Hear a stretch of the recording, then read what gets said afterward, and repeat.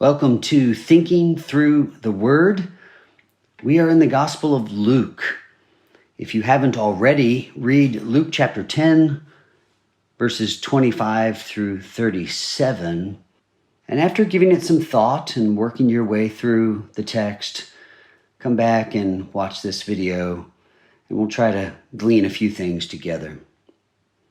From this familiar story of the Good Samaritan, I want to give you three warnings that might help guide you even through this week.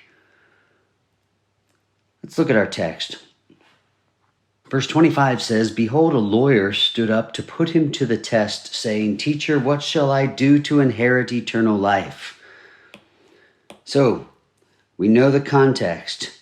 This is a test. This is not a sincere question asking how to be rescued from sin, but rather it is a question seeking to validate self-righteousness and accomplishment. Jesus responds with this question, what is written in the law? And our lawyer wisely responds by connecting the question, what is written in the law, to a summary of the law. You shall love the Lord your God with all your heart, with all your soul, with all your strength, and with all your mind.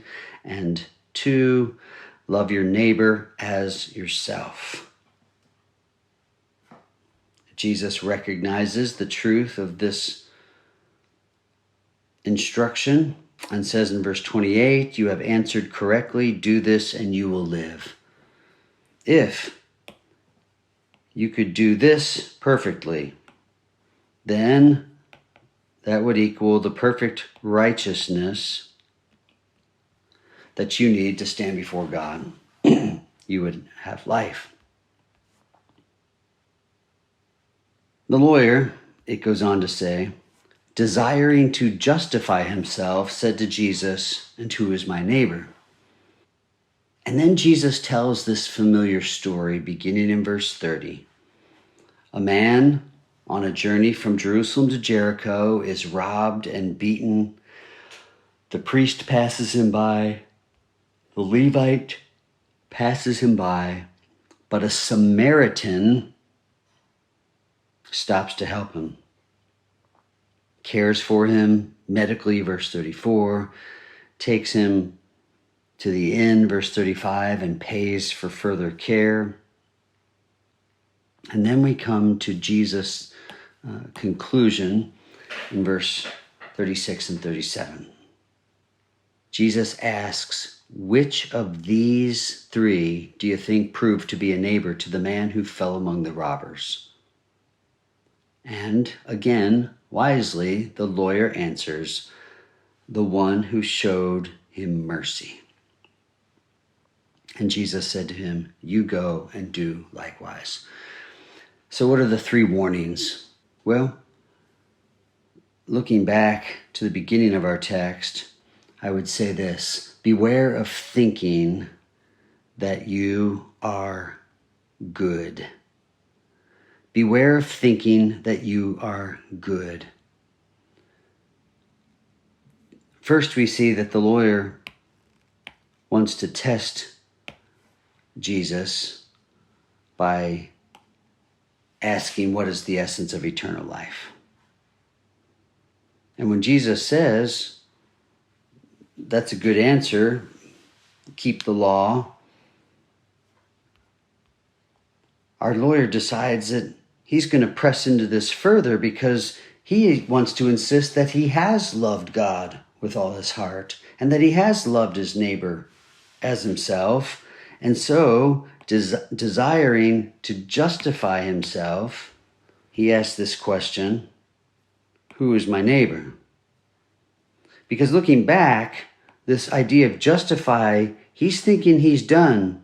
Command number 1, love the Lord your God, and command number 2, love your neighbor. So he wants to be justified. He wants to be known as good.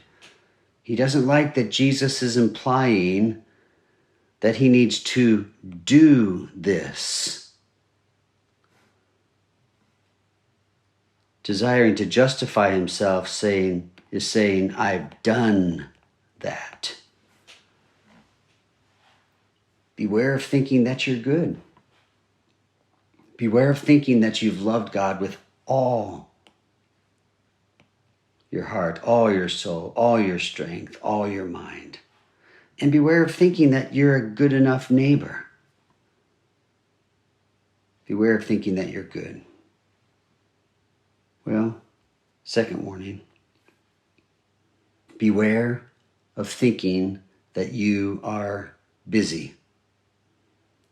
I say busy not because that word is in the text, but because I think it's one of the easiest explanations for why we are like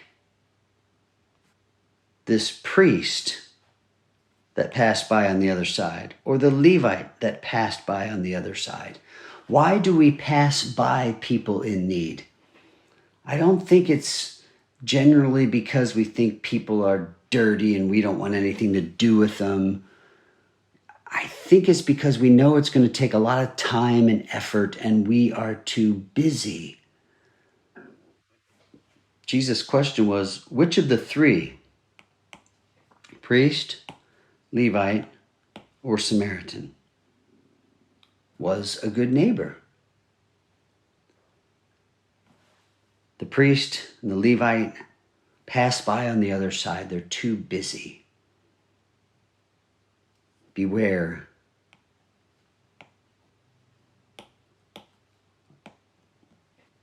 Beware of being the priest and the Levite. We need to find ourselves in the category of the Samaritan. The danger in saying that we're too busy is that we're actually saying that God gave us so much to do in our responsibilities of parenting or our job or ministry. God gave us so much to do that we don't have time or energy to obey the two great commandments. Love God and love your neighbor. And that just doesn't make any sense. There's no excuse for this behavior. Whatever the priest needed to do for God cannot conflict with loving God and loving neighbor. There's no excuse for the Levite. This behavior is unacceptable. Whatever his mission in his Levitical task cannot be set in contrast or conflict with the compassion of loving this man in need. And so we come to the Samaritan, who also was on a journey. He also had some plan, but he had compassion. And that compassion overflowed in going to him, binding up the wounds, pouring on oil and wine, setting him on his animal, bringing him to the inn, taking care of him, paying for his care. That helps us understand compassion. And that leads us to our third warning. Beware of thinking that you are compassionate. So 1, beware of thinking that you are good. 2, beware of thinking that you are busy. And 3, beware of thinking that you are compassionate. You may be somewhat good, but strive to love God with all your heart. Strive to love your neighbor. You may think that you are busy, but do the hard work of realizing that God has not given you too much so that it keeps you from obeying his commands. And beware of thinking that you are compassionate. You may be compassionate. You may have a heart that feels the heartache or the needs of others, but look how compassion unfolds in our text. In all the doing. And then in verse 37, the conclusion of Jesus, who hears this man's response. Which of these proved to be a neighbor? The one who showed him mercy. Well, that's a key word. Who showed him mercy. We often use the description merciful, but we have to understand that is a word of action. Show mercy is the same as saying merciful. But mercy is not something that we just feel in our heart or think in our mind or something that means our emotions are stirred. It's a demonstrative word. So compassion, mercy is to be showed. And Jesus echoes that by saying to him, go and do likewise. And that likewise takes us back up. Let's back it up to all these actions. Compassion, mercy was showed. It was demonstrated. This is the doing of compassion. So a familiar story, the Good Samaritan. A lesson on who is our neighbor. And it's anyone in need that God brings across our path. And God's not looking for us to boast in our goodness, to brag about our busyness, to extol the virtue of our compassion. But he's asking us to be busy doing the good work of compassion, which is really loving God and loving our neighbor.